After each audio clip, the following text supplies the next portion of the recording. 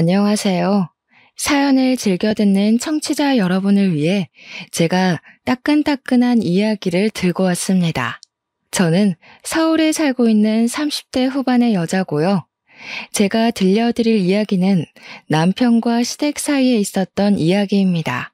과거 이야기부터 쭉 시작할 텐데 남편의 살아온 이야기가 얼마나 기구했는지, 그리고 최근에 벌어진 아주 큰 이야기까지 해보려고 합니다. 마음을 곱게 쓰지 않은 사람의 최후가 얼마나 더러운지 제 이야기를 들어보신다면 격하게 공감이 갈 것이라 생각됩니다. 그럼 지금부터 이야기를 시작해 보도록 하겠습니다.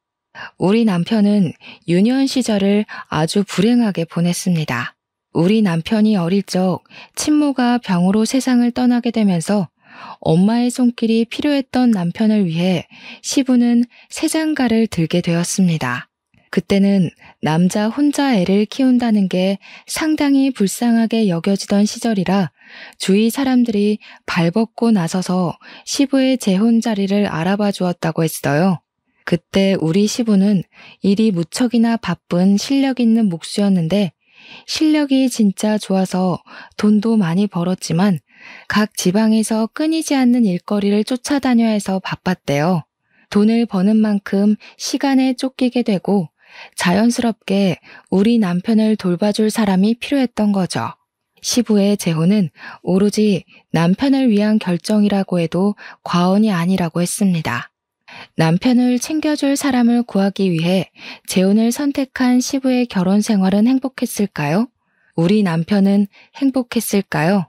시부는 그 와중에도 새엄마가 들어오면 남편을 챙기지 않을 수도 있다는 불안감과 걱정에 아이가 딸린 여자를 새엄마로 들인 겁니다. 그래서 우리 남편은 새엄마가 생긴 날 4살 차이가 나는 여동생도 생기게 되었죠.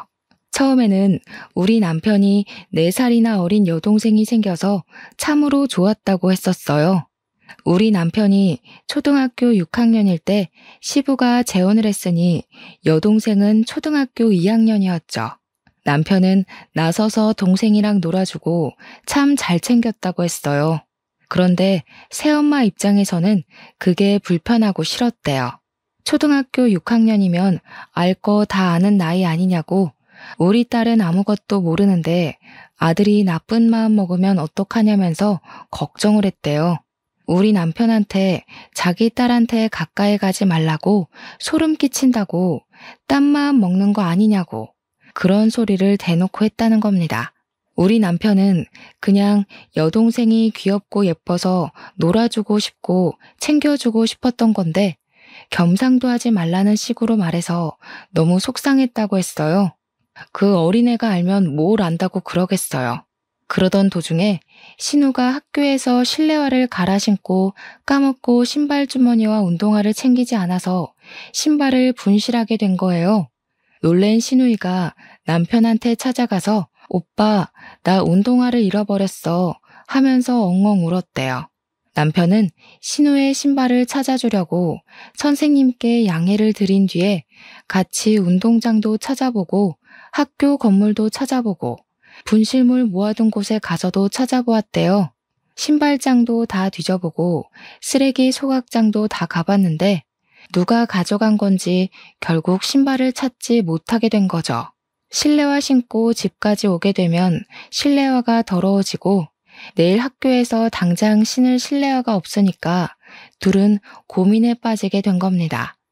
1시간을 넘게 학교를 뒤지다가 결국에는 남편이 신호를 업은 상태로 집까지 10분을 꼬박 걸어온 거예요.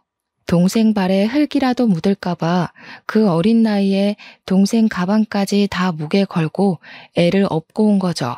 초등학교 6학년짜리가 힘이 있으면 얼마나 있었겠어요? 땀 뻘뻘 흘리면서 여동생을 업고 집에 왔더니 시모가 난리가 난 거죠.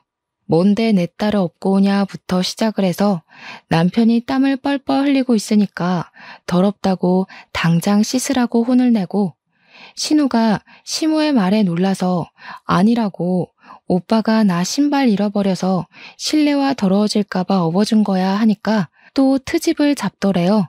그냥 그거 신고 걸어오는 게 낫지 생각이 불순해서 업고 온 거 아니냐고 표독스럽게 남편을 추궁한 거죠. 우리 남편은 그때 자기도 모르게 깨달았대요. 뭘 해도 새엄마는 나한테 마음 열 생각이 없구나. 나랑 잘 지내볼 생각이 없구나 하고요. 주말에 시부가 지방에서 일을 끝내고 집으로 돌아오면 그때는 또 잘해주는 척 엄청나게 신경을 써줬다고 했어요.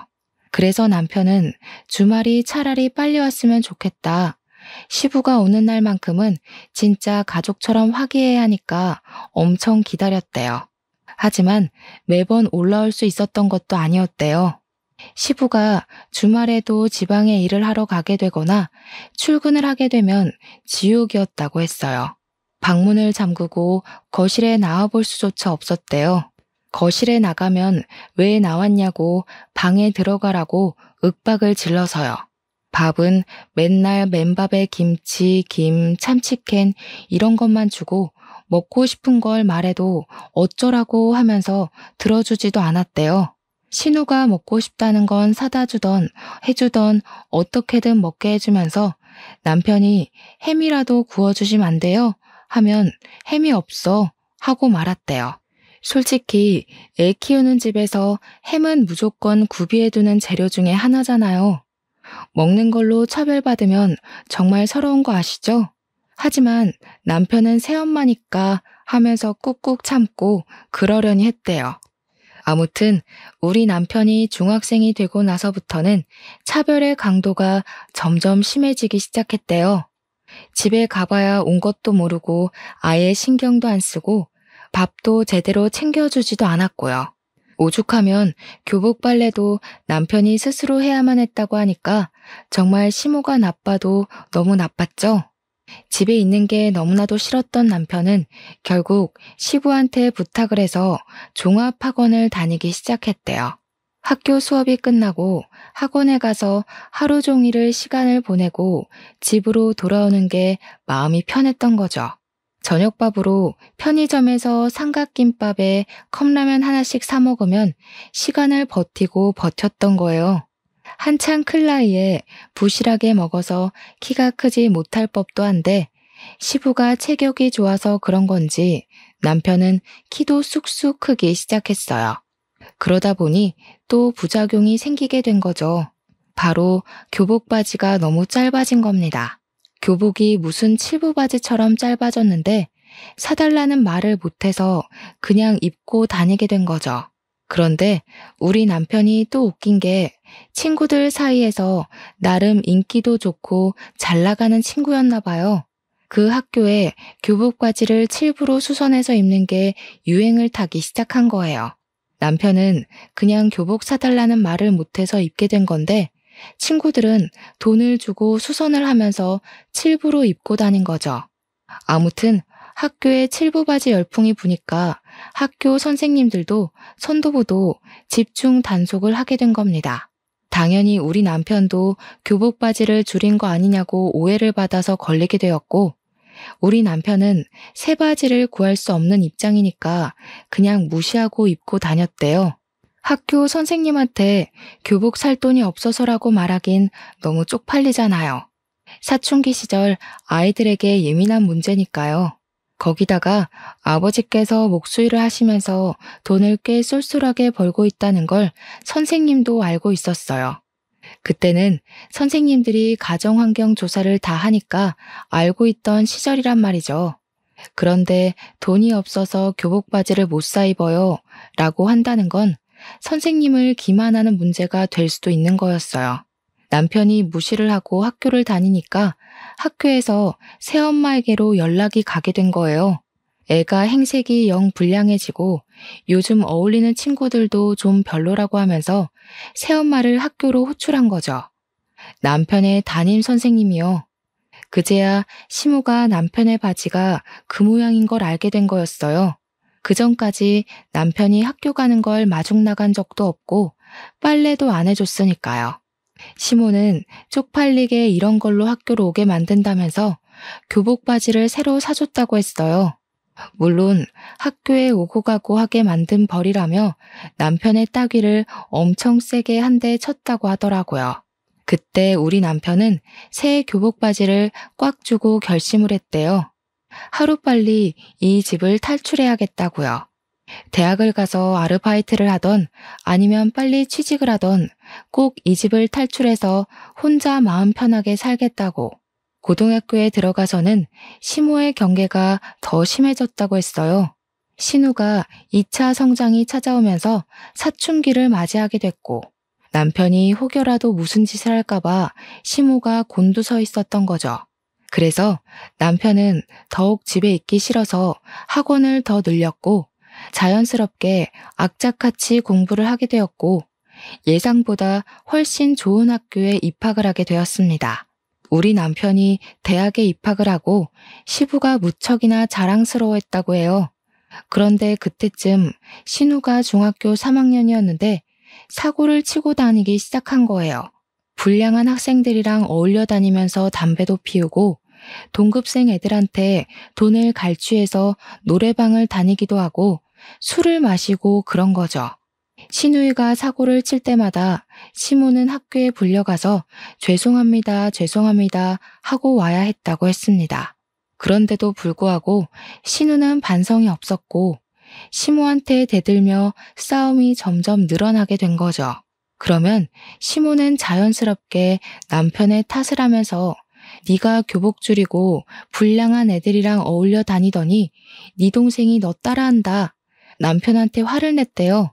우리 남편은 몇 년 동안 여동생이랑 밥 한 번 같이 먹은 적이 없는데 자기 탓을 하는 시모한테 너무 어이가 없어서 대꾸도 못했다고 하더라고요. 시모는 거기에서 멈추지 않고 우리 남편한테 신우 과외를 좀 시켜주라며 부탁을 했대요. 말이 부탁이지 거의 협박이나 다름없는 말투로 용돈 10만 원 줄 테니까 국영수 좀 가르치라고 대학은 보내야 하지 않겠냐고 했다는 겁니다. 어차피 같은 집에 살면서 틈틈이 시간 날 때마다 몇 시간씩 애 봐주는 건데 용돈 받는 셈 치고 애 공부 좀 시키라고 했대요. 남편은 그 말도 어이가 없는 거죠. 10만 원에 몇 과목을 봐주라고 하니까 우리 남편이 좋은 학교에 다녔기 때문에 다른 애들 과외하면 한 과목 가르치는데도 한 달에 40만 원은 받았단 말이죠. 그런데 고작 10만 원에 틈날 때마다 전 과목을 가르치라고 하는 게 도둑놈 심보지 뭐겠어요. 남편은 애초에 싹을 잘라놔야 한다는 생각이 들어서 딱 잘라서 거절을 했대요. 신우, 딱 봐도 공부할 머리는 아닌 것 같다고 맨날 저렇게 담배 피우고 술 먹고 나가서 노느라 바쁜데 무슨 공부냐고 포기하시라고 했대요.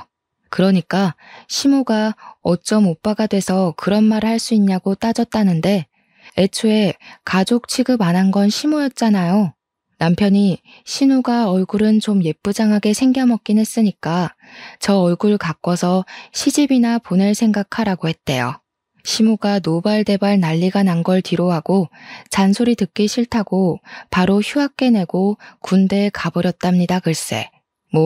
일찍 군대에 가는 사람들은 대학 입학하자마자 휴학계 내고 군대로 바로 간다면서 남편도 그렇게 했대요. 아무튼 군대에 있는 동안에 받는 작고 소중한 월급들 깡그리 한 푼도 안 쓰고 모아서 군대에 전역하자마자 학교 근처에 고시원 같은 원룸을 얻었대요. 처음 가져보는 아무도 없는 자신만의 공간이라 너무나도 소중하고 좋았다고 하더라고요. 시부가 그래도 대학 등록금은 다 내주고 용돈도 보내줘서 과외에서 버는 돈까지 합쳐서 생활비로 썼다고 하더라고요. 우리 남편 생활력 참 강하죠? 그래서인지 집안일도 참 잘해요. 아무튼 대학도 잘 졸업하고 햇볕도 거의 안 드는 원룸에서 악바리처럼 취업 준비를 해서 대기업에 떡하니 취직도 하게 된 거죠. 남편은 대기업 취업이 확정된 그날 햇볕이 안 드는 그 집이 남양집처럼 따뜻하게 느껴졌다고 했어요. 대기업 취업한 뒤 눈칫밥 먹으면서 열심히 일하다가 누굴 만났게요? 바로 저를 만났습니다. 저랑 같은 회사 사내 커플이었거든요. 저는 남편의 그런 일생을 모르고 만났고 저에게는 벌어진 적 없는 일이었기에 처음 모든 이야기를 들었을 땐 정말 충격이 컸어요. 화목하게만 자란 우리 가정과 다른 환경에서 자랐다고 물꼬를 트고 그동안 살았던 이야기를 듣는데 눈물이 다 나더라고요. 남편이 상당히 진중하고 조용한 성격이었기 때문에 그런 아픔이 있을 거라고는 상상조차 못했었거든요. 게다가 꽤 진지한 이야기가 오고 가면서 저희 집에 방문을 하고 자주 와서 밥도 같이 먹고 할 때 우리 부모님한테 정말 잘했었거든요. 당연히 집에서도 저러겠구나. 사람이 참 바르게 자랐구나. 친딸인 저조차도 못하겠다 싶을 정도로 세세하게 우리 부모님을 챙겼거든요. 때가 되면 영양제 일일이 챙겨서 보내드리고 우리 엄마 스킨로션 떨어질 때가 되면 새로운 제품을 사다 바치고 했거든요. 당연히 본인 부모님께도 그러겠구나 했는데 전혀 교류 없이 지내던 상태였던 거죠. 우리 둘이 행복한 연애를 하고 있는 와중에도 남편은 본인 집을 생각하면서 속이 썩어 들어가고 있었다는 걸 몰랐어요. 새엄마가 그러니까 저한테는 시모인 그 여자가 남편에게 말도 안 되는 요구를 하고 있었거든요. 우리 남편한테 대기업 다니는 남자 중에 멀끔하고 돈 많은 인간 어디 없냐면서 신우 결혼을 좀 시키자고 했대요. 친구 중에 의사는 없냐, 변호사는 없냐. 좋은 대학 나와서 그런 친구 안 사귀고 뭐 했냐. 대기업 다니면 그런 인맥들 다 생긴다고 하던데 너는 어디서 뭐라고 있길래 그런 친구 하나 없냐? 너는 하나뿐인 여동생 시집 잘 가는 게 그리 곶감냐? 왜 좋은 사람 찾아오지를 않냐 하면서요. 결혼정보회사에 신우를 등록하러 갔는데 신우가 뭐 대학을 나온 것도 아니고 회사를 다니는 것도 아니고 그러니까 결혼정보 업체에서도 거절을 한 거죠. 그게 분해서 남편한테 대기업에 어디 격리 자리라도 하나 달라면서 돈 계산은 잘하니까 그런 데에 꽂아주라고 요구를 했대요. 무슨 구멍가게도 그런 식으로 취업은 안 시킬 텐데 대기업이 가당키나 하는 소리겠어요? 남편이 하루 이틀은 걸러들었는데 얼굴을 마주칠 때마다 그런 소리 하면서 자리 내놔라 하니까 스트레스를 받은 거죠.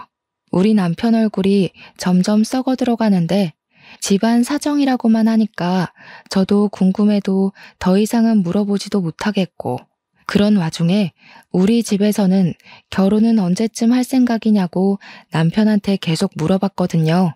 나이가 30 초반이 넘어갔는데 우리 집에서도 슬슬 결혼했으면 좋겠다 하면서 남편 옆구리를 찌르니까 남편은 그게 고민이 된 거였어요. 시모가 저한테 무슨 소리를 할지도 모르고 어떤 요구를 할지도 모르는 상태니까 걱정이 돼서 저를 집에 소개해 주는 게 겁이 났던 거죠. 혹시라도 제가 지레 겁먹고 결혼 못하겠다고 도망이라도 가면 큰일이니까요. 모든 이야기를 듣고 나서 저의 결심은 바뀌지 않았어요. 언제까지 이렇게 미룰 수는 없다는 생각이 들어서 큰 마음 먹고 남편에게 이야기를 했습니다. 나는 매 맞을 준비 다 되어 있으니까 시댁에 인사를 드리러 가자고 했죠. 그러면서 혹시 시부는 당신의 과거를 다 알고 있냐? 차별받으면서 억울하게 부당한 대우받고 산 거 알고 있냐고 하니까 아예 모른다고 하더라고요. 원래 집에 자주 오지도 않았고 지금도 여전히 일을 하고 계신다고. 물론 예전처럼 매일같이 집에 없는 건 아니지만 간간히 나가신다고 했어요. 뭐 남편이 대학을 다니면서부터 자취를 시작했으니까 시부도 모를 수는 있다고 생각은 했지만 그것도 시부를 제가 색안경 끼고 보게 된 계기이기도 했거든요. 조금만 들여다보고 아들한테 관심을 가졌으면 시부도 알 수 있는 내용 아닌가 싶었고요. 주말에는 되도록 집에 있으려고 하셨다고 했으니까요. 근데 눈치 자체를 못 챘다는 게 우리 남편한테 그냥 관심이 없었던 건 아닐까 하는 생각으로 빠지게 되었죠. 어쨌든 시댁에 인사를 드리러 갔는데 시무랑 신우가 절 딱 보자마자 위아래로 쭉 훑어내리는데 느낌이 쎄하더라고요. 신우가 절 보면서 눈은 안 우는데 입꼬리만 올려서 억지로 웃는 그 얼굴 있죠? 그렇게 웃으면서 말하더라고요. 새언니, 축하해요. 우리 집처럼 화목하고 단란한 집에 시집 오는 게 쉬운 일은 아닌데. 요즘 시월드다 뭐다 말 많잖아요? 우리 집에 온 건 축복받은 일이지. 감사하게 생각해요. 누가 누구한테 감사하게 생각하라는 건지. 그 이야기 듣자마자 소름이 쫙 올라오더라고요. 대놓고 그냥 시월드에 오신 걸 환영합니다.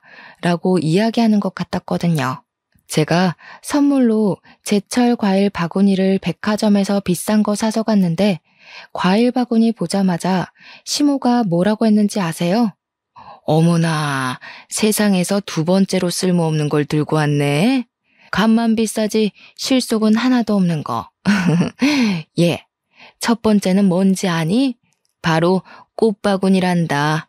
꽃이랑 과일은 하등 쓸모없으니 앞으로는 들고 오지 말아라. 고기면 몰라도 과일이 뭐니? 근데 진짜 저도 이런 사연을 많이 들어도 보고 찾아도 봤는데 보고 들으면서 매번 다짐한 게 있거든요. 내가 저런 취급을 받으면 하나하나 다 말대꾸를 해야지 했는데 막상 제 일로 닥치니까 입이 얼어붙은 사람처럼 말이 안 나오더라고요. 머릿속이 새하얗게 변하는데 어버하고 있으니까 우리 남편이 딱 그러더라고요. 마음에 안 드시면 저희가 다시 들고 가죠 뭐. 우리 장인 장모님이 과일 좋아하시니까 차라리 잘 됐네. 자기야, 집에 가서 장인 장모님이랑 나눠 먹자. 그러면 되지? 그러니까 시모가 당황해서는 남편한테 아니 말이 그렇다는 거지. 우리도 과일 좋아하거든. 우리 딸이 멜론 좋아하잖아. 오빠가 돼서 그것도 모르니? 하더라고요. 멜론 비싼 과일인데 잘 됐다고 이따가 우리 딸 입에 쏙 넣어줄게 하는데 남편이 심드렁하게 이야기를 했어요. 난 집에서 이런 비싼 과일을 먹어본 적이 없어서 몰랐네. 이렇게요. 우리 남편이 정말 처음으로 존경스러운 순간이었습니다. 어떻게 바로바로 그런 말을 뱉어내는지 멋있어 보였어요. 시모는 그 와중에도 입을 삐쭉 내밀고는 아니, 내가 어릴 땐 주지 않았나? 하면서 변명하고 있었고요. 그런데 시부가 딱 그러더라고요. 뭘 보자마자 예비 며느리한테 나를 세우고 그러냐고 저녁부터 먹고 이야기하자고요. 어차피 기대도 안 한 식사 자리긴 했는데 반찬이 생각보다 너무 단출해서 좀 실망감이 컸어요.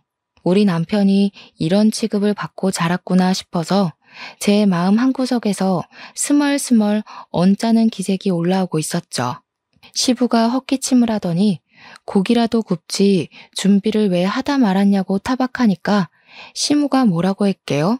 제가 고기를 사올 거라 생각해서 고기를 따로 준비해두지 않았다고 제 탓을 하는 겁니다, 글쎄. 신우가 옆에서 시무 말에 거듭답시고 언니가 센스가 좀 있었어야 했는데 센스가 없다면서 맞장구를 치더라고요. 대기업에서 눈치 없으면 살아남기 힘든 거 아니냐고 하면서 내가 언니한테 꼽을 주려는 건 아니고 언니 걱정돼서 하는 말이지 하더라고요. 언제 봤다고 반말 찍찍하는지 4살이나 어린 주제에 남편이 그런 여동생을 싸늘하게 바라보더니 사람 참 안 바뀐다고 너도 예전 그대로구나 하더라고요. 새언니 처음 보는 자리에서 누가 반말부터 찍찍 갈기냐고 어디서 배워먹은 버릇이야? 하는데 속이 시원했습니다. 시부도 신우한테 가족될 사람이라고 해도 예의는 차려야 하는 거라고 존댓말 쓰라고 하더라고요. 근데 이상하게 웃긴 게 시무랑 신우가 시부한테는 꼼짝도 못하고 깨갱하더라고요. 그게 참 의외였어요. 밥을 먹는 둥 마는 둥 하고 나서 시부가 본격적으로 결혼 준비에 관한 이야기를 하면서 이것저것 물어보기 시작했습니다. 어떻게 만나게 된 거냐? 부서가 다르다던데 소개라도 받은 거냐 하면서 남편과 저의 연애사를 궁금해 하셨어요. 그냥 뭐 회식 자리에서 우연히 만났는데 때 서로 휴대폰 번호 교환하고 만나기 시작했다. 이런 이야기를 하고 있었죠. 근데 시모가 제 앞에 과일이란 과도를 탁 소리나게 내려두는 거예요. 느낌이 바로 딱 오잖아요.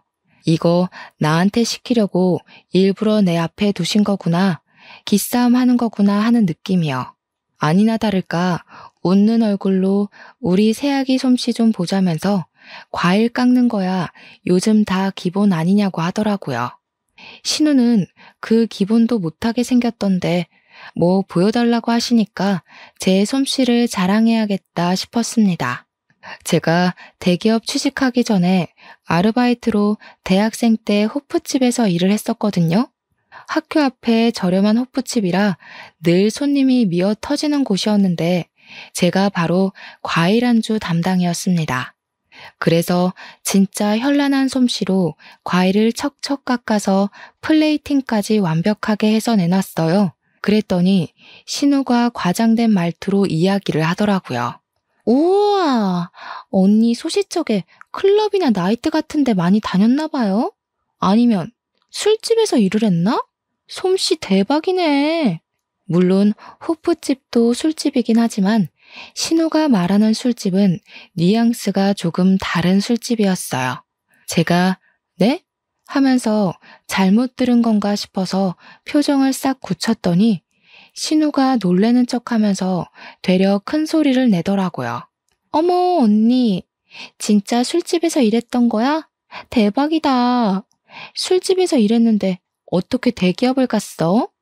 술집 손님 중에 대기업 사람이 있었나? 스폰서야? 이 난리를 피우는 거예요. 제가 순간 화가 나서 아니 저기요 하는데 남편이 바로 정색하고 미친 거 아냐? 하더라고요. 평소 같으면 무시하고 지나갔을 말인데 남편이 화를 내니까 신우가 누나를 이리저리 굴리더라고요. 스폰이라니. 신우 생각하는 거하고는 진짜 영 아니었어요. 제가 그래서 그냥 솔직하게 이야기를 했죠. 대학 다닐 때 등록금 보태려고 학교 앞에 있는 호프집에서 아르바이트를 했었다고요. 그러니까 신우가 깔깔 웃으면서 아니, 호프집도 술집이지 뭐 이러더라고요. 시부가 신우 손을 찰싹 내리치면서 경거망동하게 행동하지 말라고 자꾸 이러면 용돈이고 뭐고 다 끊어버릴 거라고 했죠. 너도 새언니처럼 아르바이트라도 해서 한 푼이라도 벌어서 쓸 생각을 해야지 맨날 클럽 나이트 다니는 게 누군데 그런 소리를 누구 앞에서 하냐고 했어요. 시부가 꽤 기분이 나빴는지 신우한테 한 소리를 하니까 신우가 그러더라고요.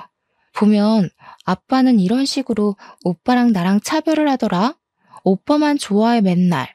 입을 삐죽이면서 이야기를 하는데 차별은 누가 받았는데 그딴 소리를 하는 건지 제 속이 터져나가는 느낌이었습니다.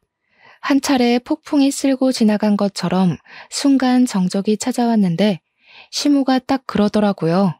예, 너네 이제 부부가 대기업에 다니는 거니까 돈은 섭섭지 않게 벌겠다. 우리한테 용돈은 얼마나 줄 수 있니? 피는 안 섞였어도 키워준 부모인데 그래도 다달이 150만 원 정도는 줄 수 있지? 이제 너희 아버지도 늙어서 일 못해. 우리도 노후 즐기면서 쉬엄쉬엄 살아야지. 그러니까 신우가 냉큼 끼어들어서는 저는 용돈 50만 원씩만 주면 돼요 하더라고요. 저는 어이가 없어서 숨만 들이키고 있었고 남편은 바로 대답을 했어요. 너는 알아서 벌어서 쓰도록 하고 시댁에 주는 만큼 처가에도 당연히 드려야 하는데 그럼 우리는 뭐 먹고 삽니까? 애 낳아서 키우려면 돈도 모아야 하고 아직 아파트 대출도 남아있어요. 한 달에 30만 원 정도 용돈은 드릴 수 있습니다. 그건 와이프랑도 이야기 끝냈고요. 30만 원이라는 말에 시모가 아니 그런 법이 어디 있냐고 이야기를 하는데 시부가 말을 딱 끊더라고요. 용돈이고 뭐고 다 필요 없으니까 둘이서 행복하게 알아서 잘 살라고 그게 효도하는 거라고요. 시무는 씩씩거리면서 시부한테 애들 키워놨는데 우리 노후는 책임지라고 해야지 하고 있고 시부는 바라는 게 뭐가 그리 많냐고 애들끼리 행복하게 사는 게 우리 노후를 즐겁게 하는 거라고 딱 잘라서 이야기했습니다. 적어도 시부는 생각이 제대로 박힌 것 같아서 다행이라고 느꼈죠. 그렇게 첫인사와 동시에 결혼 허락을 받고 상견례 자리를 마련하게 되었습니다.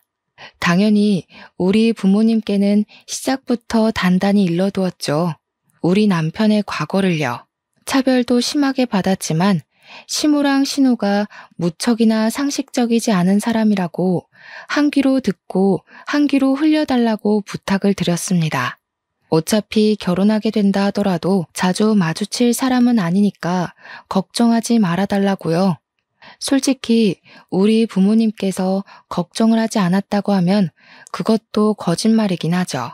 하지만 워낙 우리 남편을 예뻐해 주시기도 했고 차별이라는 말이 나오자마자 아버지께서 무척이나 분노를 하셨거든요. 이렇게 착하고 예쁜 아들을 누가 차별을 하면서 키웠냐고. 이제 우리 사위니까 아들이나 마찬가지라고요. 당연히 상견례 자리에서 시무랑 신우가 말도 안 되는 말과 행동을 했습니다. 예상했던 일이고 미리 일러두었던 터라 크게 당황하지는 않았지만 어이는 없더라고요. 상견례를 한정식 집에서 했는데 식당에 자리를 안내받아서 들어가자마자 핀잔 주기 바쁘더라고요. 대기업의 센스가 이 정도밖에 안 되냐면서 무슨 호텔 레스토랑에 룸 잡고 밥 먹는 줄 알았는데 이런 집이면 친구들한테 자랑도 못하겠다고요. 시무랑 신우가 구시렁구시렁 거리는데 우리 부모님은 딱 시부랑 할 이야기만 나누시더라고요. 대놓고 시모를 무시하니까 시모도 나중에는 조용히 옆에서 끼어들 말만 탁탁 끼어드시대요. 우리 부모님께서 애들 집은 지금 사위가 혼자 사는 그 집에서 신혼집 꾸미는 거냐고 대출금은 좀 갚아주시냐고 물어보았어요. 그러니까 시모가 끼어들어서는 우리 먹고 죽을 돈도 없다고 애들 못 도와준다고 못을 박더라고요. 그러면서 용돈은 달라고 했더니 칼같이 거절하더라. 애들 키워봐야 소용도 없다 하더라고요. 우리 부모님이 한 귀로 듣고 흘리고는 그럼 예단이나 예물도 하지 마시고 애들끼리 알아서 하게 내버려 두자고 했어요. 시부가 고개를 끄덕이고 있는데 시무가 끼어들더니 아니 그건 또 이야기가 다르죠 하는 겁니다. 내 친구들 보니까 모피도 받고 가방도 받던데 나도 하나쯤은 받아도 되는 거 아니냐고. 그러니까 신우가 옆에서 나도 백 하나는 사줘야 하는 거 아니야? 하는 거예요. 우리 부모님께서 다시 대화를 원점으로 돌려서 그럼 집 대출금은 갚아주시는 거냐고 하니까 그건 또 쏙 무시하고 애들이 알아서 대출금 갚아야지 왜 우리한테 이야기를 하냐고 하는데 답이 없었습니다. 말이 영 안 통하니까 제가 나서서 집이며 혼수며 알아서 다 할 테니까 예단 예물도 따로 하지 않겠다고 못을 박았어요. 반지도 그냥 서로 마음에 드는 걸로 알아서 골라서 사겠다고 아무것도 하지 마시라고 선을 그었죠. 그러니까 시무가 아니 우리도 받을 건 받아야 하지 않겠냐고 시부 옆구리를 쿡쿡 찌르는 겁니다. 아들 대기업 보내는 게 얼마나 힘든 일인지 아냐면서 대기업 보낸 값은 받아야지 하는데 우리 부모님이 어이없어서 말씀하셨어요. 우리도 우리 딸 대기업 보내느라 힘들었다고. 근데 솔직히 애들이 알아서 잘해서 간 거 아니냐고요. 언성이 조금 높아지니까 그제야 시부가 인상 팍 쓰더니 시모한테 가만히 좀 있으라고 정신 사납다고 한마디 하시더라고요. 결국에는 우리 뜻대로 알아서 하는 걸로 정했고 남편이 시댁 근처에도 가지 말자고 하더라고요. 다행히 남편이 살던 아파트가 친정이랑 가까운 위치여서 그러자고 했어요. 결혼하고 나서는 꽤 살만했습니다. 남편도 자신만의 가정을 꾸려서인지 안정을 찾아가는 것 같았고요. 우리 부모님이랑 자주 만나서 밥을 먹는데 이제야 정말 가족이 생긴 기분이라며 부모님께 감사하다고 인사도 하고요.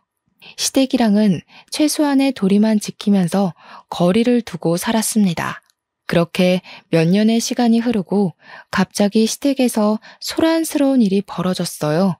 다름 아닌 신우가 혼전 임신을 해서 결혼을 갑작스럽게 준비하게 되었다는 것이었습니다. 저는 놀래서 신우가 만나던 남자친구가 있었어요? 하고 물어보니까 신우가 너무 당당하게 아니, 클럽에서 내가 진짜 대단한 인간 하나를 물었잖아 하는 거예요. 저는 이게 뭔 소린가 싶어서 네? 하고 물어보니까 클럽에서 만난 남잔데 건물주라고 자기를 소개했다는 거예요. 건물주 만나기가 쉽냐면서 바로 꼬셔서 임신부터 했지 하는 거예요. 아니, 연애를 한 게 아니라 임신부터 했다고요? 듣고도 믿어지지가 않아서 되물었더니 건물주라는데 당연히 바로 임신부터 해야 하는 거 아니냐요. 그 남자가 차고 다니는 시계가 차 한 대 값이라며 들고 다니는 가방은 얼만 줄 아냐고 흠이 있다면 어릴 적에 차 사고를 크게 당해서 차를 못 타고 다녀서 차가 없는 거 딱 하나라고 하는데 뭔가 의심스럽더라고요. 그래서 제가 사기꾼 아니냐고 하니까 시모가 저한테 질투하냐고 그딴 소리 하지 말라고 이야기하대요. 신우는 임신 10주 됐다면서 빨리 결혼식 올려야 된다고 배 나오면 드레스 핏이 안 산다고 난리를 쳤어요. 진짜 너무나도 기가 막혀서 말이 안 나오더라고요. 당연히 반전도 존재했습니다. 신우가 결혼을 준비하는데 뭔가 이상하더래요. 신혼여행지도 고르고 웨딩숍도 고르는데 자꾸 너무 비싸지 않냐고 핀잔을 주더래요. 시부모 될 사람도 미리 만났는데 예비 신랑이랑 달리 너무 후줄근하더라는 겁니다. 예비 시매부가 그냥 원래 검소하신 분들이라고 절에서 한 푼 두 푼 모아서 건물도 사고 한 거라고 했다는데 좀 미심쩍었대요. 아무튼 시모는 건물주랑 결혼한다고 온 동네방네 난리 법석을 떨었고 신우도 건물주라는데 후줄근한 게 뭐가 문제야 싶어서 결혼 준비를 한 거죠. 태교도 열심히 하고 술도 담배도 다 끊고 현모양처인 척하면서 상견례 준비를 한 겁니다. 당연히 우리 부부도 와서 대기업 다닌다고 자랑해줘야 된다길래 머릿수 채우러 따라 나갔죠. 그런데 저랑 남편이랑 예비 사돈을 보는데 인상에서 풍기는 그 특유의 제비 느낌이 영 별로였습니다. 예비 시매부가 진짜 제비족처럼 생겨서 느글느글하고 예비 사돈댁은 그런 자리가 불편한 건지 어색한 건지 안절부절 못하더라고요. 이미 임신 15주가 된 신우는 배가 슬슬 나오기 시작했고 더 나오기 전에 드레스를 입어야 한다며 빠르게 예식 날짜를 잡자고 이야기를 하고 있었어요. 그런데 우리 시모가 또 욕심이 그득한 사람이잖아요. 대놓고 예비 사돈댁에 물어보기 시작한 거죠. 애들 집은 어디로 해주실 건지, 가지고 있는 건물 월세는 얼마나 들어오냐, 어디 동네에 있냐 이런 거요. 그러니까 예비 사돈댁이 그러는 겁니다. 집은 애들이 알아서 하기로 한 거 아니었나요? 건물 월세는 무슨 월세요? 사는 동네는 금천구인데요. 시모가 고개를 갸우뚱하면서 아니 건물주라면서요 하니까 건물주? 무슨 건물주? 우리 집 전세예요 한 거예요. 그러면서 예비 사돈도 궁금했다면서 우리 시부가 집 짓는 사람이라고 하던데 어디 건설업 사장이냐고 묻더라고요. 순간 정적이 확 생기는데 저랑 남편은 이게 뭐지? 하면서 머리를 굴리고 있었어요. 다들 질문만 가득한 대화를 하다가 실체를 알게 된 거죠. 신우랑 예비 시매부가 둘 다 집안에 대해서 거짓말을 친 것이었습니다.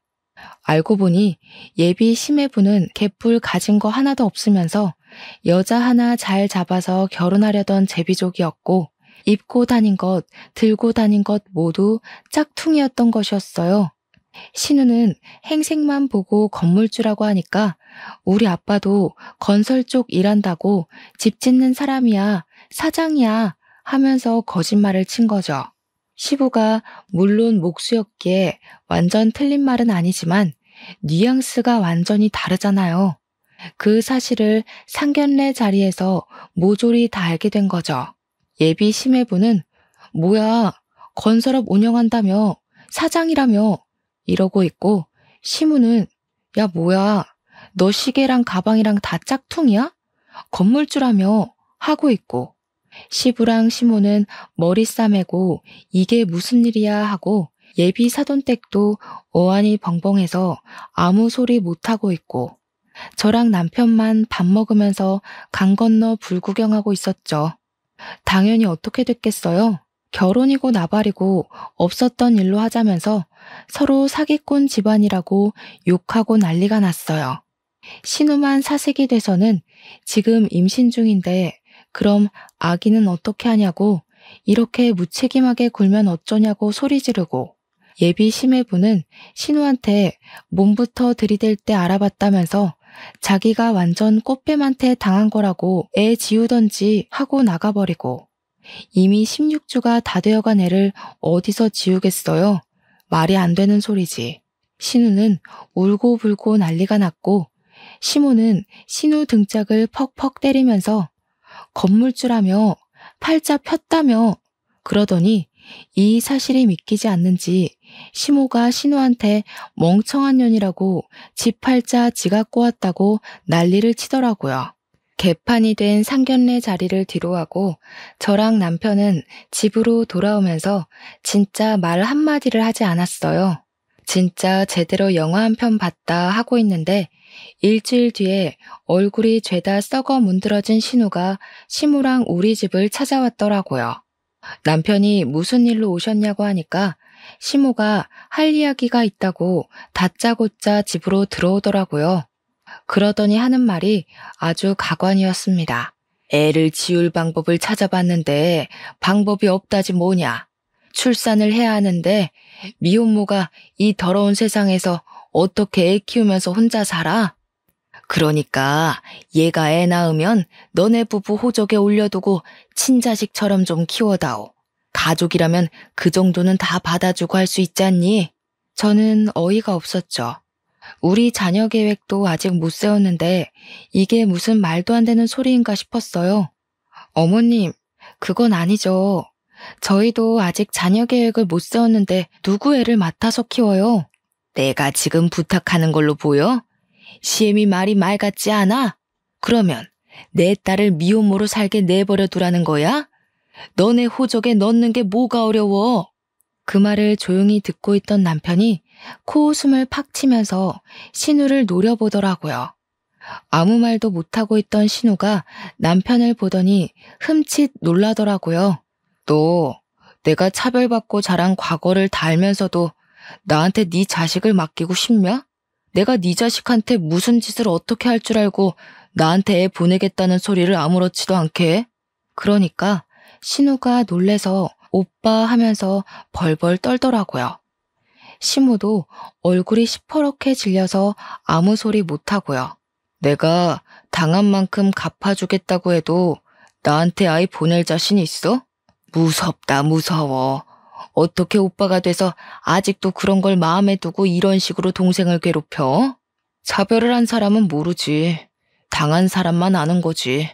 나 같으면 내가 무서워서라도 이런 부탁을 못할 것 같은데. 내가 얼마나 우습게 보였으면 이런 부탁을 해? 됐고, 죽이 되던 밥이 되던 혼자 애 키우면서 살아. 네가 저지른 짓 네가 책임지고. 그러더니 내 집에서 당장 나가라며 신우랑 시무를 쫓아냈어요. 얼마나 제 속이 시원하던지 박수를 쳐줬답니다. 그 뒤로 신우랑 시무는 저희 집에 나타나지 않았고 시부를 통해서 이야기를 듣게 되었습니다. 시모가 앞장서서 심해부 될 뻔한 그 사기꾼한테 양육비 청구 소송을 진행 중이고 신우는 결국 출산을 해서 미혼모로 아이를 키우고 있다고요. 가끔 우리한테 애를 봐달라고 시부를 꼬셔내고 있다고 하는데 제가 그랬죠. 우리 남편이 당한 일을 다 알고 있는데 저한테 애를 맡기겠다고요? 라고요. 그 덕에 시부도 남편이 과거에 당한 차별에 대해 모조리 다 알게 되었고 시부가 노발대발 난리가 나게 된 거죠.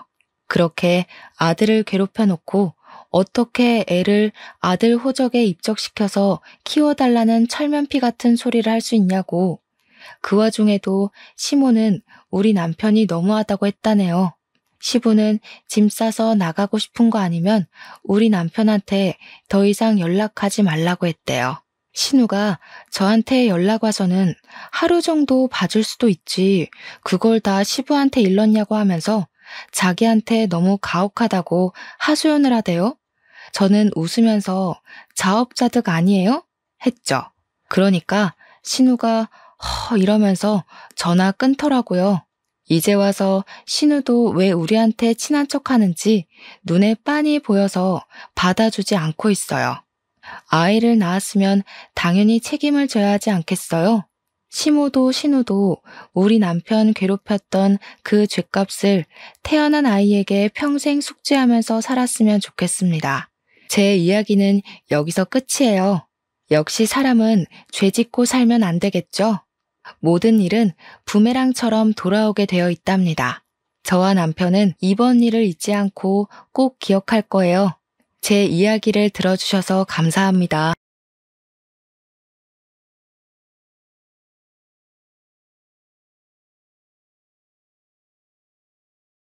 안녕하세요. 저는 귀한 자식이 셋이나 있는 60대 여성입니다. 저에게는 아들 둘에 딸이 하나 있습니다. 큰아들과 딸은 제 몸으로 낳았지만 둘째 아들은 제 마음으로 낳은 아들입니다. 그런데 이 못난 어미가 마음으로 낳은 아들의 가슴에 상처를 주는 일을 저질렀습니다. 그래도 우리 둘째는 저희 딸과 저희의 인생을 구해주었습니다. 그런 일을 한꺼번에 겪게 되어 이렇게 사연글을 남기게 되었습니다. 우리 둘째를 만난 건 아마 운명이었지 싶어요. 저희 집은 한 동네에서 오랫동안 살고 있었어요. 결혼해서 아이 둘을 낳고 지금까지 이 동네에서 이사했으면 했지 한 번도 다른 동네로 이사를 해본 적이 없었습니다. 큰아들이 초등학교에 들어가면서 친구를 사귀었더라고요. 친하게 지낸다며 친구를 우리 집으로 데려왔습니다. 우리 마을에 산다는데 저는 웬만한 집의 아이들을 다 알고 있지만 그 아이는 처음 보는 아이였어요. 빡빡 머리를 깎은 8살 아이는 저를 보며 수줍게 웃으며 머리를 긁적이더라고요. 환한 미소를 짓는 아이가 얼마나 예쁘던지 물끄러미 얼굴을 쳐다보았어요. 정말 웃는 미소가 예쁜 아이였거든요.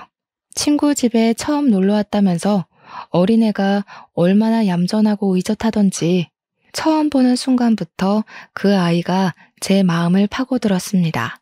어디서 사느냐고 물어보니 저희 집 옆집에 산다는 것이었어요. 그 집에는 할머니 혼자 사시는 집이었습니다. 최근에 동네 사람들이 하는 이야기로는 그 할머니 아들이 이혼하고 손자를 맡아 기르신다고 하셨는데 바로 그 녀석이었죠. 어떻게 이렇게 알토란 같은 녀석을 두고 이혼을 했는지 저라면 수십 번 눈에 밟힐 것 같았어요. 그만큼 그 녀석은 제 마음에 들었습니다. 부부 사이의 일은 부부만 안다지만 참 아이가 가여워 보였어요.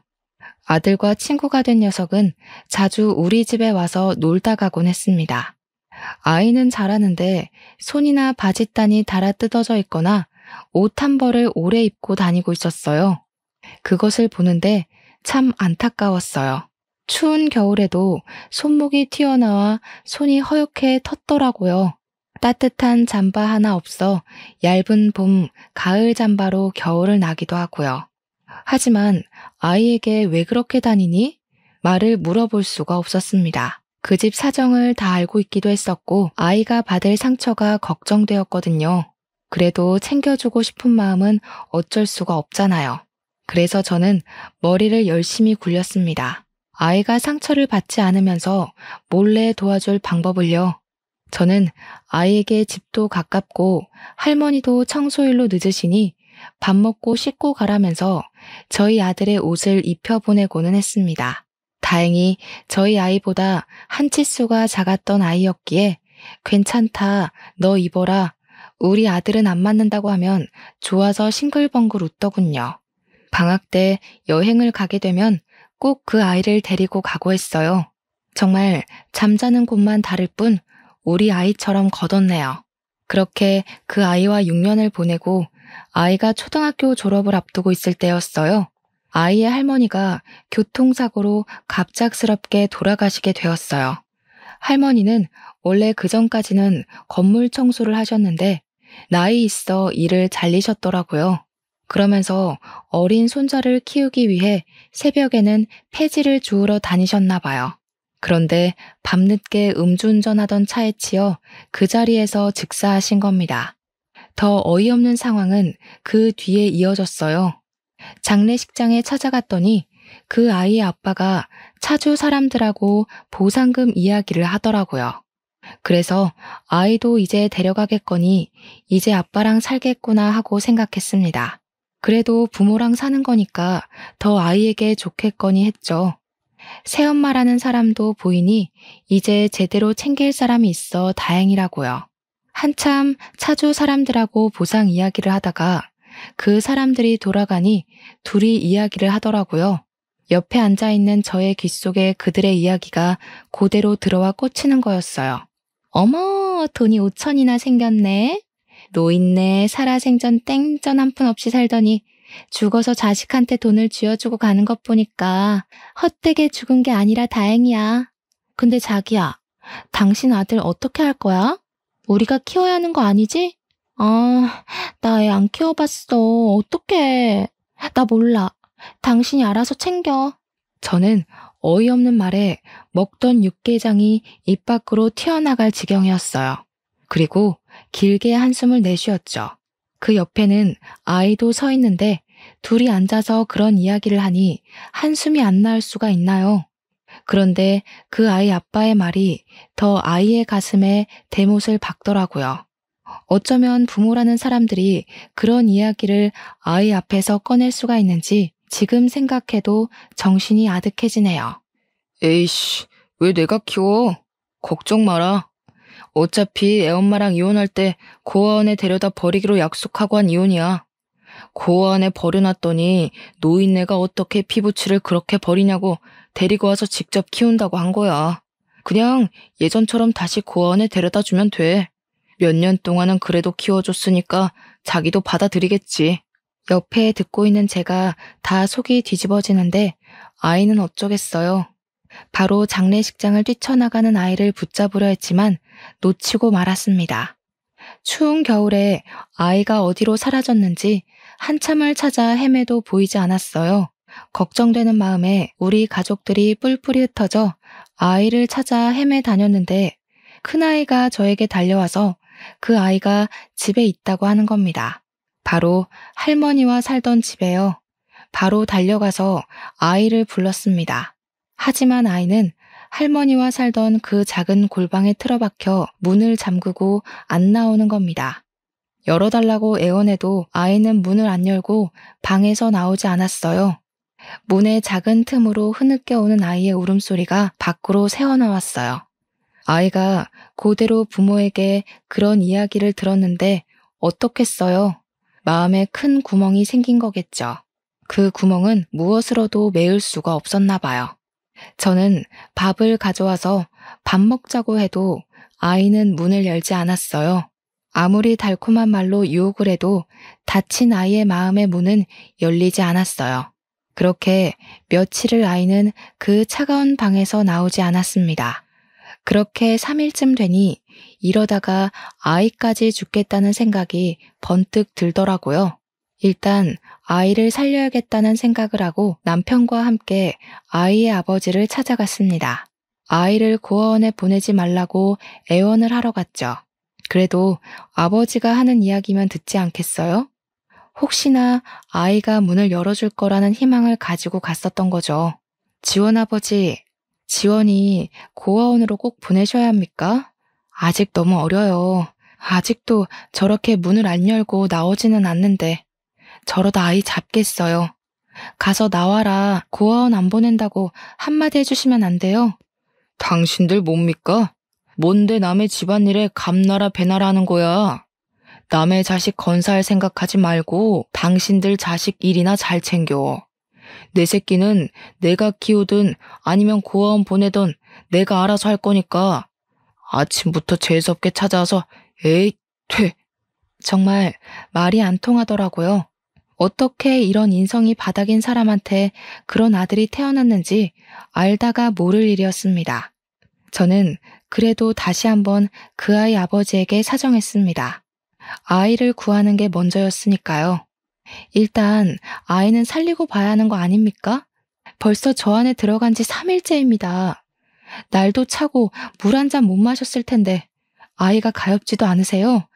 지원이는 정말 세상에 둘도 없는 착한 아이입니다. 아이를 고아원에 보내신다면 분명 나중에 후회하실 겁니다. 그렇게 그 애가 좋으면 당신이 데리고 살면 되잖아. 왜 여기까지 와서 사람 귀찮게 하는 거야? 내가 애 줄 테니까 데리고 가서 키워. 그러면 될 거 아니야. 아이씨, 당장 여기서 나가. 사람 짜증나게 하지 말고. 계속 이렇게 소란 피우면 경찰 부를 거야. 제 손으로 문 잠그고 들어간 애를 나보고 어쩌라고. 저는 아이 아버지의 말에 두 눈이 번쩍 뜨이더라고요. 어차피 잠만 할머니네 집에서 자던 거 그래 내가 거두자. 아들 하나 더 생기면 좋지 하고 생각했죠. 저희 남편도 같은 생각이었는지 저의 손을 꽉 잡는 겁니다. 저는 떨리는 손으로 가방에서 항상 가지고 다니던 거래 영수증과 볼펜을 꺼냈습니다. 그리고 아이 아버지에게 내밀었죠. 그럼 써주세요. 아이 포기한다고 써주세요. 친권 포기한다는 각서 말입니다. 그거 한 장 써주시면 당장 여기서 사라져 드릴게요. 거기에 아이 앞에 다시는 안 나타난다고, 그리고 아이 인생에 끼어들지 않겠다고 써주세요. 그럼 저희가 지원이 엄마 아빠가 되어줄게요. 그리고 꼭 도장이든 지장이든 찍어주십시오. 아이 아버지는 이상한 사람 보듯 저희를 위아래로 훑으며 쳐다보더라고요. 그리고 정말 저희가 귀찮았던 건지 아이가 싫었던 건지 얌전히 영수증에 양지원의 친권을 포기하고 앞으로 나와는 상관없는 아이다. 이렇게 쓰고 도장을 가지고 와서 찍어주더군요. 나중에 변호사 공증을 받으러 가니 전혀 효력이 없는 종이 조각이지만 그것은 아이를 설득하기에는 충분했습니다. 저는 아직도 밖으로 나오지 않고 할머니 골방에 틀어박힌 아이에게 문 틈으로 그 쪽지를 밀어넣었어요. 그리고 나직이 아이에게 말을 걸었죠. 제발 문을 열어주길 빌면서 말입니다. 지원아, 내 말 들리니? 아줌마에게 새로운 아들이 생겼는데 누구인지 한번 들어볼래? 아줌마에게 원래 아들이 하나인데 양지원이라고. 아들이 한 명이 더 생겼어. 우리 한 집에서 같이 살래? 이제 아줌마라고 말고 엄마라고 불러줄래? 그럼 엄마가 우리 지원이 진짜 엄마 해줄 수 있는데. 아이는 제 말을 들었는지 한참을 안 해서 엉엉 울더라고요. 저도 문 앞에서 한참을 울었습니다. 그 작은 아이의 가슴에 구멍이 저로 인해 메어지길 기도하면서요. 한참을 울던 아이는 빼꼼하며 문을 열고 얼굴을 내밀었습니다. 그리고 제 얼굴과 제 남편의 얼굴을 보더니 문을 활짝 열고 다가와 와락 안기더군요. 며칠 만에 방 밖으로 나오는 아이의 손발이 얼음장으로 차가워져 있었습니다. 정말 저 같이 살아도 되는 거예요? 살다가 다시 고아원으로 보내는 거 아니에요? 저 밥도 많이 안 먹고 청소도 열심히 할 수도 있어요. 진짜 착한 아들이 되어드릴게요. 아이의 말이 저의 가슴에 비수처럼 내리꽂혔습니다. 어린 아이의 입에서 그런 말을 듣다니 어른으로 참 미안해졌습니다. 아이의 빡빡 깎아 까슬거리는 머리를 쓸어내렸습니다. 당연하지. 그 쪽지 봤지? 이제 아빠가 안 찾아오실 거야. 걱정하지 마. 이제 고아원에 안 가도 돼. 절대 고아원으로 안 보내. 그리고 난 밥 많이 먹는 아들을 원하는데 청소는 도와주면 내가 더 감사하지. 아이는 활짝 웃으며 예쁜 미소를 지어주더군요.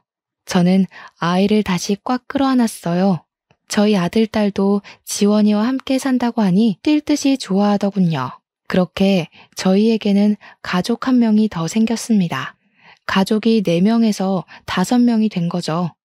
우리 둘째 아들은 저희 집에 살게 되면서 열심히 집안일도 도와주고 저희의 일도 도와주었어요. 저희 부부는 과일 도매업을 했기 때문에 새벽에 나가서 공판장에서 과일을 떼와서 그것을 거래처로 옮기는 일을 했습니다. 일의 특성상 새벽 일찍 움직여야 했는데 주말만 되면 둘째는 우리를 따라 나서서 과일 상자를 옮기는 겁니다.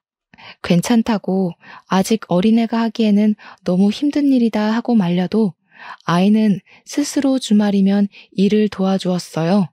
상인들 사이에서는 둘째 아들 하나는 정말 잘 뒀다면서 칭찬이 자자했죠. 그렇게 뿌듯할 때가 없었습니다. 둘째 아들은 그 와중에 전교 1등을 놓친 적이 없는 수재였습니다. 그렇게 새벽마다 도와주고 저녁에는 동생의 공부도 꼼꼼히 확인해주면서 집안일도 알뜰살뜰 도와주는데 어떻게 그 녀석을 싫어할 수가 있겠습니까? 저희의 학비 부담을 덜어주겠다며 아이는 더 좋은 대학을 포기하고 전액 장학금을 받을 수 있는 대학을 선택해서 들어갔습니다. 내가 너 학비를 위해 적금 들어놓았다. 그러니 더 좋은 대학교 선택해라 하고 말하니 아들은 자신의 과는 이 대학교가 더 좋다 하면서 그 돈은 부모님 노후 자금으로 쓰라고 한사코 거부하는 겁니다. 이렇게 잘 자란 내 새끼들은 각자 사회에 나가서 한 자리씩 차지하니 참으로 인생 잘 살고 아이들 잘 키웠다고 생각했습니다. 그렇게 대학도 졸업하고 저희 둘째 아들은 서울에 직장을 다니면서도 주말마다 집으로 내려와 새벽마다 일을 도와주었어요. 정말 대견하고 장하단 생각이 들면서도 걱정이 되었습니다. 가까운 길도 아니고 왕복 3시간이나 걸리는 거리를 매주 빼놓고 오는데 미안하지 않을 부모가 어디 있겠어요. 그만하라, 너 힘들다, 우리는 괜찮다 해도 둘째는 고지 듣지를 않더라고요. 부모님이 고생하는데 어떻게 아들이 가만히 있냐 그러는 겁니다. 정말 마음이 아리고 고마웠습니다. 그리고 매주 아들 얼굴 보니 또 좋았습니다. 그런데 어느 날은 병원에서 전화가 왔습니다. 둘째 아들이 오다가 교통사고 났다고 병원으로 오라는 겁니다. 아들은 응급실로 들어온 저희를 보고 두 눈을 동그랗게 뜨더군요. 어머니 아버지 어떻게 알고 오셨어요? 저는 전화 안 드렸는데 병원에서 연락한 거예요. 아유, 별로 다치지도 않았는데 괜히 놀라시게. 저 정말 괜찮아요. 저는 아들의 손을 꽉 잡았어요. 도대체 무슨 일이 있었던 거야? 오다가 대충 들으니 국도에서 사고가 났다던데. 어떻게 사고가 났길래 차가 다 망가져? 여기 앞에 경찰말로는 상대방 운전자가 쇠파이프로 차를 망가뜨렸다고 하던데. 어떻게 된 거야? 너는 많이 다치지 않았어? 그 피는 뭐니? 아이는 얼굴에 감긴 붕대를 손으로 짚으며 어색한 미소를 저희에게 지어 보였습니다. 오다가 국도 넘어오는데 너무 어두워서 좀 천천히 갔더니 뒷차가 몇 번인가 클렉슨을 울리더라고요. 빠르게 간다고 갔는데도 불만이었는지 갑자기 제 앞으로 끼어들어오더니 급정거하며 멈춰섰어요. 그런데 운전자가 차에서 내리면서 쇠파이프를 가지고 다가오더라고요. 그 쇠파이프로 제 차를 내리쳤어요. 어떤 미친놈이 그런 짓을 한다니? 어디 더 다치진 않았고? 아유, 세상에, 뉴스에 미친놈 천지라더니 여기도 있었나 보다. 어디 얼굴 좀 보자. 다른 곳은 괜찮은 거야? 아이고, 내 새끼 눈에 보기도 아까운 자식을 이렇게 만들어놨네. 잡히기만 해봐 아주. 그냥 혼을 내줘야겠어. 잡을 수는 있다니? 둘째는 제 손을 꽉 잡으며 웃더라고요. 얼굴이 차 유리에 긁혀 살짝 찢어진 거 말고는 다친 곳 없어요. 너무 걱정하지 마세요. 경찰에게 들으니 잡는 건 쉽지 않나 봐요. 벌써 비슷한 사건이 몇 건인가 있어서 쫓고는 있는데 증거가 부족한가 봐요. 방범 카메라 하나 없는 국도만 골라서 그런 범행을 저지른 데다가 얼굴에는 마스크하고 모자까지 써서 찾기도 힘들고요. 하필 제 차는 블랙박스까지 같이 파손되는 바람에 그 장면이 안 찍혔나 봐요. 다행히 그 사람 손에 특이한 문신을 봐서 말해주었어요. 제이라는 문신을 손목에 새겼더라고요. 저는 길게 한숨을 내쉬었어요. 그래도 크게 안 다친 게 다행이다. 차만 그렇게 만든 게 천만에 다행이다 하고 넘겨야 했습니다. 속이 타도 어쩌겠어요.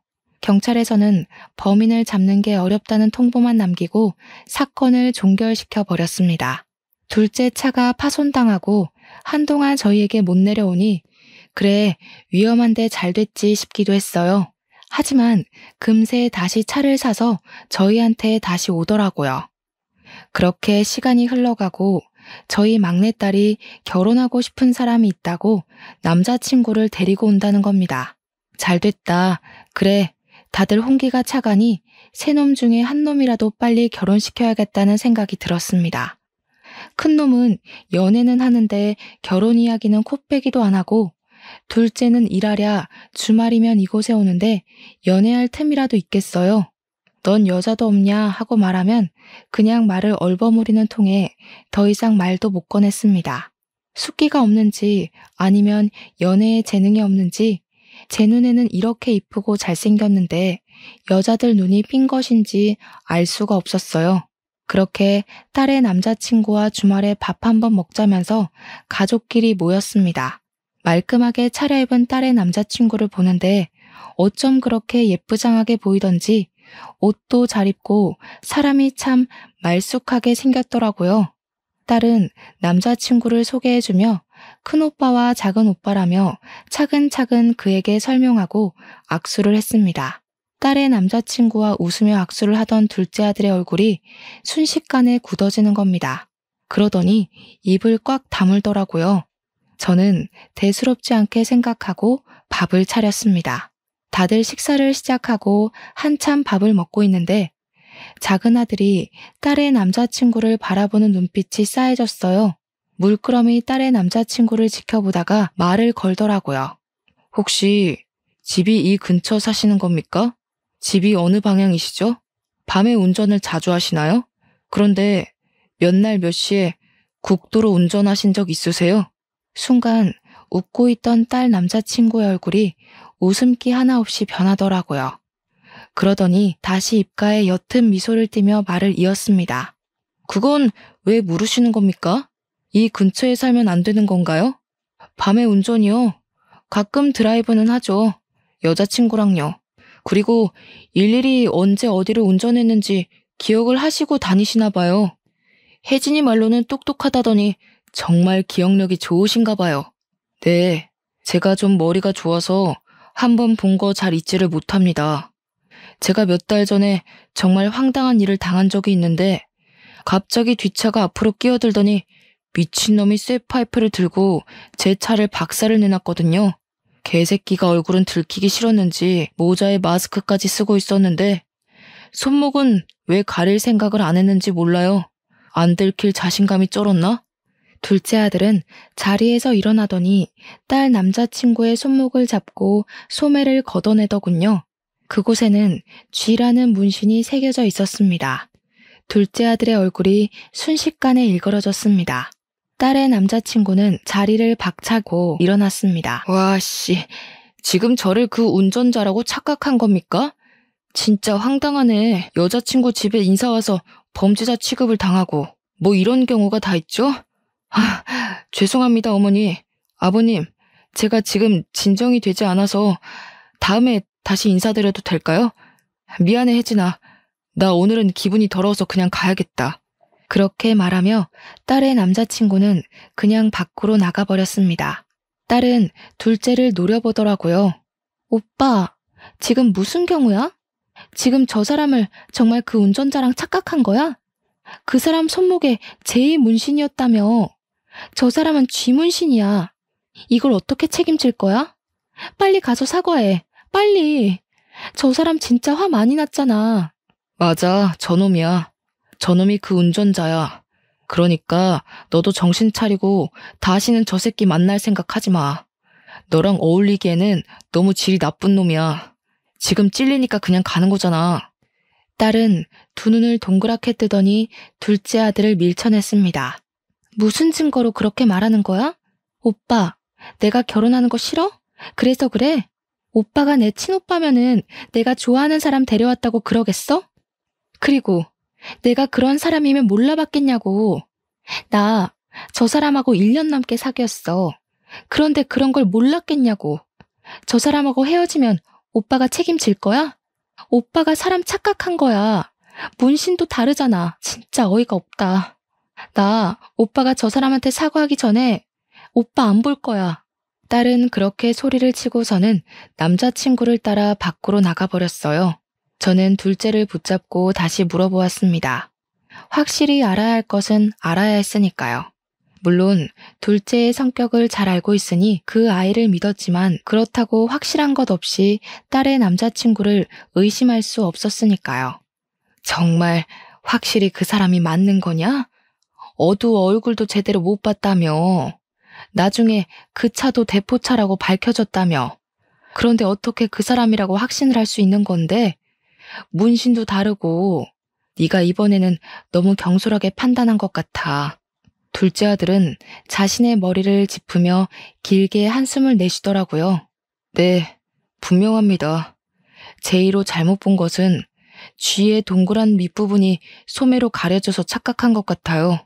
제가 본 제이와 쥐의 끝에 획이 틀어져 있는 게 같아요.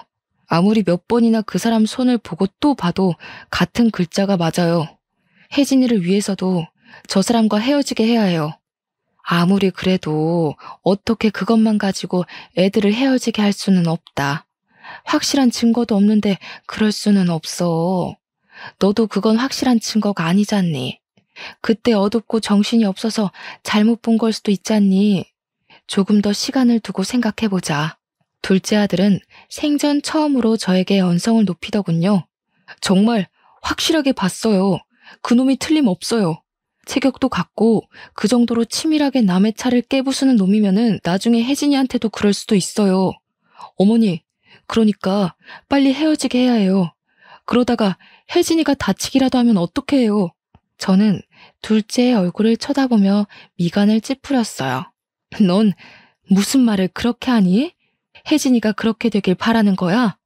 아무리 말이라도 그렇게 말하면 안 되는 거 아니니? 아무 증거 없이 그렇게 사람 판단하면 안 된다. 아무튼 이 일은 네가 경솔했어. 어머니, 정말 혜진이 생각해서 하는 말입니다. 나중에 혜진이가 다치기라도 하면 늦어요. 지금이라도 둘을 헤어지게 만들어야 한다고요. 저는 둘째의 애원을 무시하고 방 안으로 들어가 버렸습니다. 둘째가 괜히 그렇게 허튼 말을 하는 아이도 아니었지만 그때 당시에는 왜 그런 생각을 못하고 그렇게 둘째 아들의 말을 무시하고 타박했는지 지금은 후회만 될 뿐이네요. 둘째는 그렇게 서울로 돌아가고 몇 달간 집으로 발길을 끊어버렸습니다. 친여동생처럼 돌봐주던 딸에게 친오빠가 아니라는 말에 아이가 상처가 된 것인지 아니면 잘못된 것을 말해도 제가 그 아이의 편을 들지 않고 친자식의 편만 든다고 생각해서 서운해서 발길을 끄는 거라 생각을 했습니다. 그래도 둘째는 매주 안부 전화로 운전 조심하시라, 밥 잘 챙겨 드시라 말을 하더군요. 언제 한번 내려와라 말을 해도 알겠다는 말만 하고 끊어버렸습니다. 그때는 우리가 친부모가 아니어서 아이도 우리에게 정을 쉽게 떼어버리는 건 아닌지 속까지 상할 지경이 되었습니다. 그렇게 몇 달이 지나는 사이 딸은 다시 남자친구를 데리고 집으로 인사를 왔습니다. 반듯하고 저희를 향해 깍듯이 예의를 차리는 모습에 이제 무엇이 진실인지 모를 지경이었어요. 저희 같은 평범한 사람들이 그 속을 어떻게 알 수가 있을까요? 엄마, 지연 오빠 이제 안 오지? 정말 왜 그 일을 그런 사람으로 착각했나 몰라. 착각하고 부끄러워서 이제 집에도 안 오고. 그냥 와서 사과 한마디 하는 게 그렇게 어렵나? 우리 그이 이렇게 착하고 성실한데 엄마도 직접 봐봐. 정말 착하고 성실하잖아. 그런 망나니 같은 짓을 우리 그이가 할 리가 없다니까. 저는 남자친구의 팔을 꽉 잡고 빙그레 웃는 딸을 보고 어색한 미소를 지었습니다. 딸의 남자친구는 일어나 남편의 잔에 술을 따라주었습니다. 혜진이한테 들었습니다. 둘째 오빠는 친오빠가 아니라고 하더라고요. 정말 대단하십니다. 어떻게 남의 자식을 그렇게 친자식처럼 키우셨어요? 저 같으면 흉내도 못 냈을 겁니다. 존경합니다, 어머님, 아버님. 저도 자식으로 받아주십시오. 혜진이 울리지 않고 공주님처럼 모시며 잘 살겠습니다. 참 싹싹한 모습이 마음에 들었지만 그의 손의 문신에 또 눈길이 멈추더라고요. 설마 둘째의 말이 진짜면 어쩌지 하는 생각이 들었지만 바로 앞에서 저희를 보고 웃는 딸아이의 남자친구의 모습에 둘의 결혼을 허락했습니다. 설마 정말 범인이면 저렇게 마음 편하게 웃지는 않겠지라는 마음이 들었습니다. 사랑하는 사람의 오빠를 그렇게 만들고 이곳에 있지 못할 거라고 생각했습니다. 그렇게 결혼을 승낙하니 바로 상견례가 잡혔습니다. 저는 떨리는 마음으로 둘째에게 전화를 걸었습니다. 상견례를 핑계를 대면 그 녀석이 제 곁으로 돌아올 거라고 생각을 했거든요. 지원이니? 요즘 밥은 잘 먹고 다니는 거야? 언제 한번 내려오래도 왜 오지 않는 거야? 엄마가 네 얼굴 잊어버리겠다. 다음 주 주말에 혜진이 그 사람이랑 상견례를 하기로 했다. 지난 일은 다 잊어버리고 와서 얼굴 비추고 축하 좀 해주면 안 될까? 제 말에 둘째는 길게 숨을 내쉬더군요. 마땅치 않은 거겠죠. 아직도 가슴에 응어리가 가득 남아있는 것 같았어요. 그래요? 지금 회사 일이 바빠서 그때 가봐야 할 것 같은데. 죄송해요. 시간을 내려고 해도 바빠서 내기가 어렵네요. 곧 한번 들리겠습니다. 딱딱하고 투박한 아이의 말에 속이 상하더군요. 예전처럼 다시 돌아가기 힘든 건가 하는 걱정도 생각하면서 우리의 가족 생활이 여기서 끝은 아닌가 하고 걱정까지 되더군요. 상견례 날 한참을 문을 쳐다보고 또 쳐다보아도 둘째 아이는 그 자리에 결국 나타나지 않았습니다. 상견례를 치르고 돌아오는 자리에도 딸은 둘째에 대한 불만을 늘어놓았습니다. 정말 지원 오빠 끝까지 이럴 거래? 어떻게 상견례 자리까지 안 올 수가 있지? 정말 그 사람 그런 사람 아닌데. 이러다 내 결혼식도 쌩 까고 안 오는 거 아니야? 거봐. 검은 머리 짐승 거두는 거 아니라는 말 틀린 거 하나 없지? 자기 불리해지니까 나타나지도 않잖아. 이혜진, 말 조심하네? 그래도 너희 오빠야.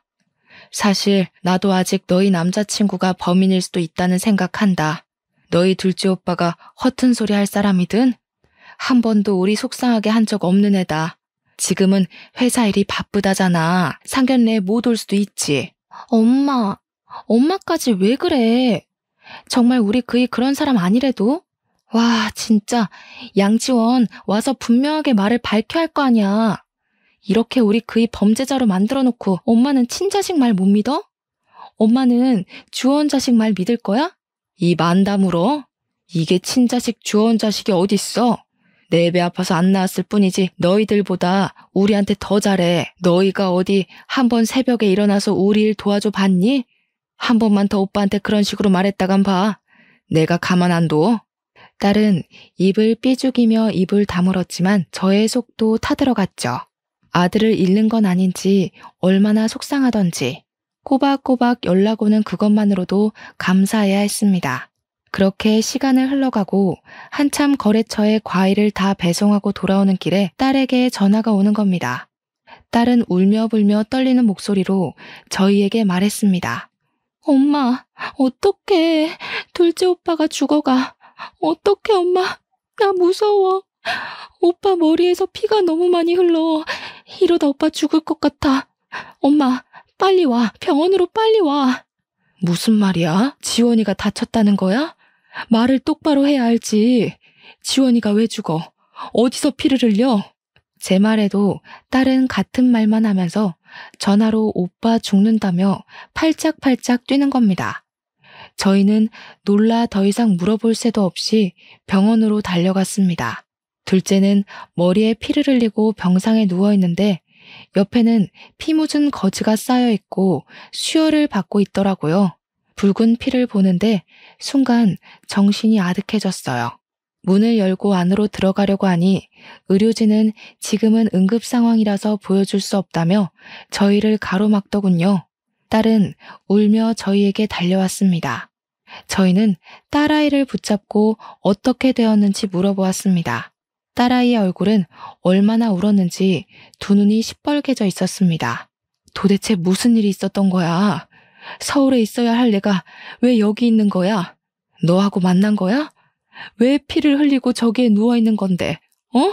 딸은 다시 눈물을 흘리며 말을 했습니다. 그동안 둘째 오빠한테 연락이 계속 왔어. 상견례 직후에 오빠가 자꾸 남자친구에 관해 물어봤거든. 언제 밖으로 나가냐? 혹시 다른 차 타는 거 못 봤냐?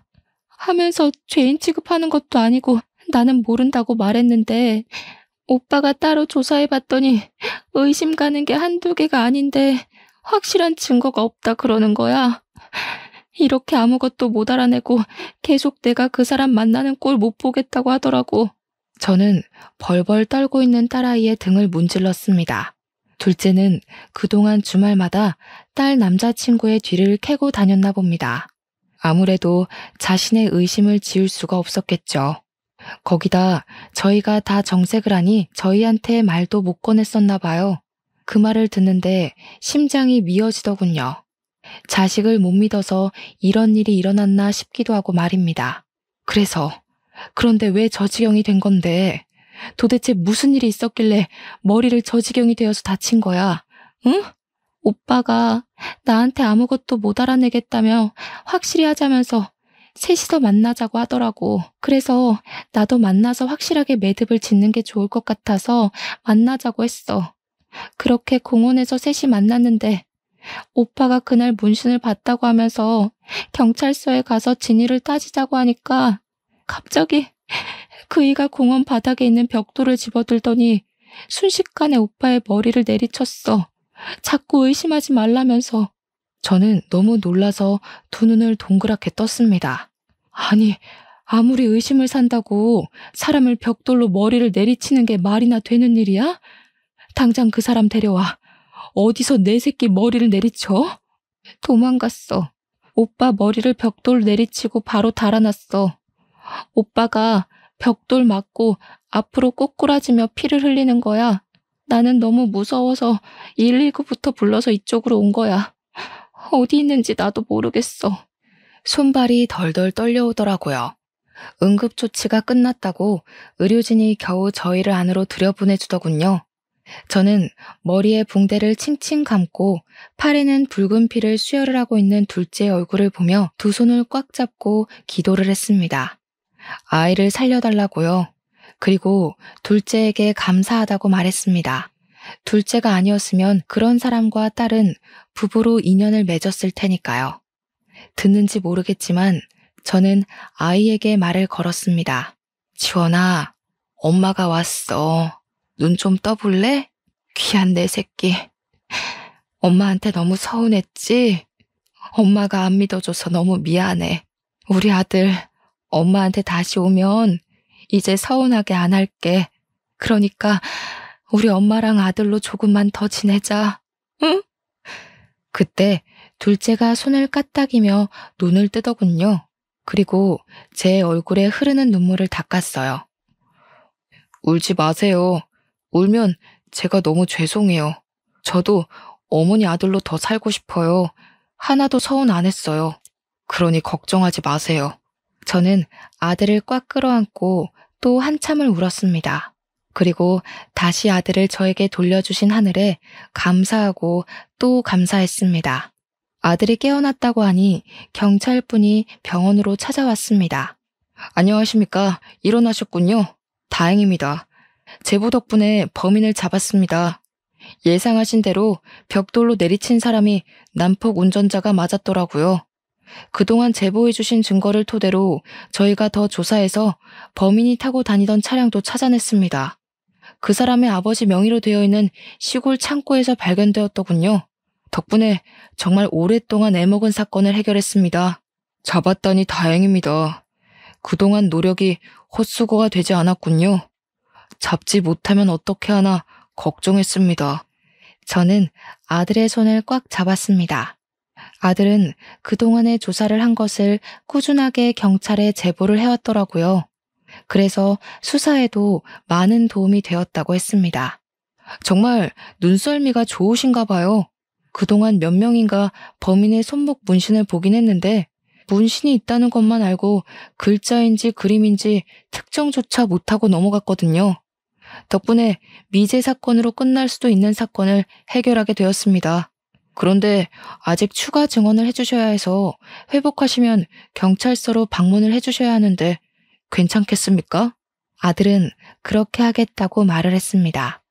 경찰의 말을 옆에서 잠자코 듣고 있던 저희 딸이 조심히 자리에서 일어나 둘째에게 사과했습니다. 오빠, 정말 미안해. 내가 오빠를 못 믿었어.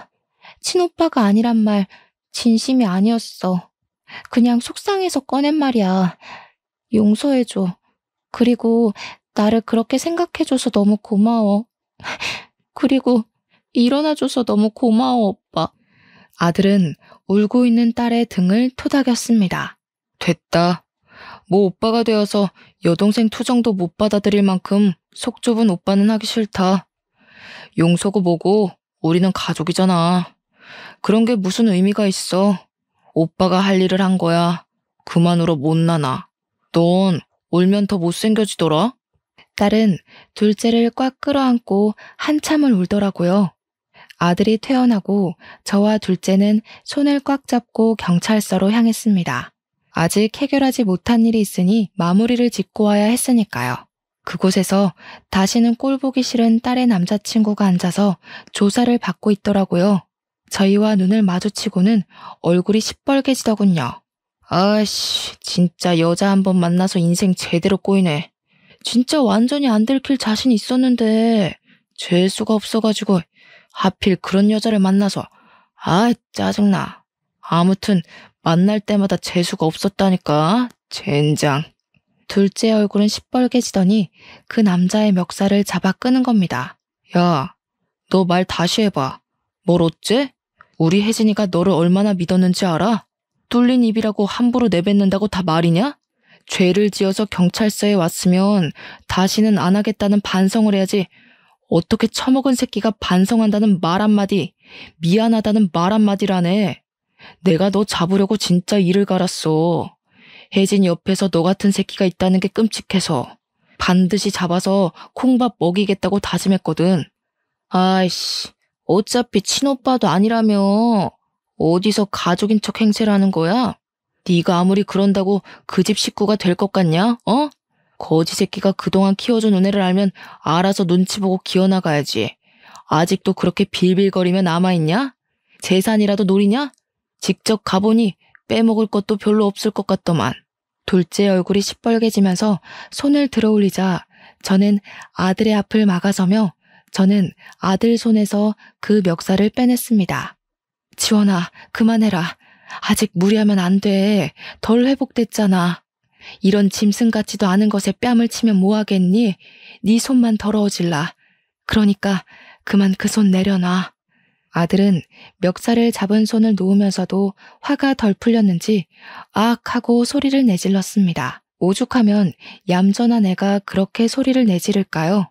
지 속도 답답했을 겁니다. 저는 아들을 진정시키고 획 돌아서며 딸의 남자친구를 쳐다보았습니다. 아직도 반성 못했는지 고개를 빳빳이 치켜들고 저를 쳐다보더라고요. 순간 눈에 불이 확 번졌습니다. 이놈을 그냥 두고 갈 수가 없겠더라고요. 저는 손을 올려 강하게 그놈의 뺨을 내리쳤어요. 순간 짝 하는 소리가 경찰서의 안을 가득 울려 퍼졌습니다. 그래도 어미가 되어서 내 딸, 내 아들 가슴에 대못 박게 하고 머리에 피 흘리게 한 값은 치러야지. 안 그래? 한 번만 더 내 새끼들한테 피눈물 나게 해봐. 그 다음에는 뺨 한 대로 안 끝내. 알겠어? 그리고 뭐? 거지 새끼? 어디서 내 아들한테 그런 상스러운 말을 입에 담아? 네가 우리 사위로 안 들어온 걸 천만다행이지. 나는 오늘부터 하늘에 감사기도 드릴 거다. 가자 지원아. 엄마 손 잡아. 그렇게 말하고 저는 아들의 손을 꽉 잡고서 경찰서 밖으로 나왔습니다. 아들은 밖으로 나오며 저의 손을 꽉 잡고 방긋거리며 환하게 웃더군요. 다시는 그런 미소를 못 볼까봐 얼마나 가슴을 졸였던지. 다행히 아들은 그 웃음을 다시 저에게 지어주었습니다. 아들은 지금은 후유증 없이 잘 회복하고 잘 지내고 있습니다. 결혼도 하고 예쁜 손녀도 둘이나 낳아주었습니다. 지금은 곁에 있고 싶다고 서울 생활도 접고 집 근처에 살면서 주말마다 일을 도와줍니다. 괜찮다고 하는데도 꼬박꼬박 도와주는 아들을 보며 대견하고 예쁜 내 새끼를 잃었을 뻔 생각을 하니 지금도 마음이 울컥합니다. 요즘 뉴스를 보니 정말 별의별 사람이 다 있더라고요. 여러분도 꼭꼭 안전운전하시고 이런 일 당하시면 적극적으로 신고해서 다시는 그런 일 없게 막아야 할 것 같아 사연을 올리게 되었습니다. 아무튼 저의 이런 사연을 들어주셔서 정말로 감사합니다.